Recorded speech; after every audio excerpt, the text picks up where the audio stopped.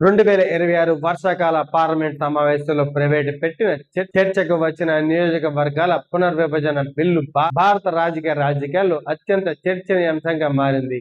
భారతదేశంలో చివరిగా 1971 జనాభా గణాంకాల ఆధారంగా నియోజకవర్గాల పునర్విభజన జరిగింది. అప్పటి నుండి జనాభా విపరీతంగా పెరిగినందున ప్రస్తుతం ఉన్న ప్రతినిధుల సంఖ్య జనాభాకు అనుగుణంగా లేదు. జనాభా నిష్పత్తికి తగ్గట్లుగా లోక్సభ సీట్లలో సంఖ్యను పెంచడం ఈ బిల్లు యొక్క ప్రధాన ఉద్దేశం. 2026 నాటికి జనాభా ప్రాతిపదికన నియోజకవర్గాల సరిహద్దులను మార్చడం మరియు లోక్సభ స్థానాల పెంపు ఉండాలని ఈ సభ యొక్క ముఖ్య ఉద్దేశం. ఈ బిల్లుపై ప్రధానంగా 2 వర్గాల మధ్య భిన్నాభిప్రాయాలు ఉన్నాయి.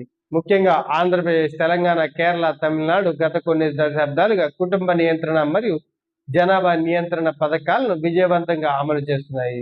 దీనివల్ల అక్కడ జనాభా వృద్ధి రేటు తగ్గింది. పునర్విభజన జరిగితే జనాభా ఎక్కువగా ఉన్న ఉత్తరాది రాష్ట్రాలకు సీట్లు పెరుగుతాయని, తద్వారా దక్షిణాది రాష్ట్రాల రాజకీయ ప్రాతినిధ్యం తగ్గిపోతుందని ఈ రాష్ట్రాల యొక్క ఆందోళన. ఉత్తరాది రాష్ట్రాలకు జనాభా ఎక్కువగా ఉందన్న ప్రజాస్వామ్యబద్ధంగా ఆయా రాష్ట్రాలకు ఎక్కువ ప్రాతినిధ్యం కల్పించాలని, అప్పటికే సమాన ఓటు హక్కులు విలువ ఉంటుందని ఉత్తరాది రాష్ట్రాల వాదన. ప్రస్తుతం నివేదికల ప్రకారం లోక్సభ స్థానాల్లో 543 నుంచి 800 లేదా అంతకంటే ఎక్కువ పెంచే అవకాశం ఉంది. ఈ బిల్లులో దక్షిణాది రాష్ట్రాల సీట్లు తగ్గకుండా కేవలం ఉత్తరాది రాష్ట్రాల సీట్లు పెరిగేలా కొన్ని ప్రత్యేక నిబంధనలు ప్రభుత్వం పరిశీలిస్తుంది. అయితే ఇది రాజ్యాంగ సవరణకు సంబంధించిన అంశం కావడంతో దేశవ్యాప్తంగా ఏకాభిప్రాయం కోసం ప్రభుత్వం ప్రయత్నిస్తుంది. పార్లమెంటులో ఈ బిల్లుపై చర్చ జరుగుతున్నప్పటికీ ప్రతిపక్షాలు దీనిపై ఫెడరల్ నిర్మాణానికి విఘాతంగా అభివర్ణించాయి.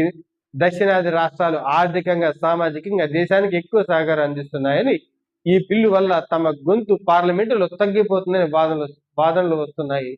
జనాభా మార్పులకు అనుగుణంగా నియోజకవర్గాల పునర్విభజన అనేది ఒక నిరంతర ప్రక్రియ అని, దీనిని రాజకీయ కోణంలో చూడదని కేంద్ర ప్రభుత్వం ప్రకటిస్తుంది. ఈ బిల్లు కేవలం అంకెలకు సంబంధించి మాత్రమే కాదు, ఇది దేశం యొక్క పవర్ షేరింగ్ ను మార్చబోతుంది. దక్షిణాది రాష్ట్రాల భయాలను ఎలా తొలగిస్తుంది అనేది మరియు ఏ విధమైన ఫార్ములాను ప్రభుత్వం అనుసరిస్తుంది అనేది ఈ వర్షాకాల సమావేశాల్లో అత్యంత ఆసక్తికరమైన అంశం.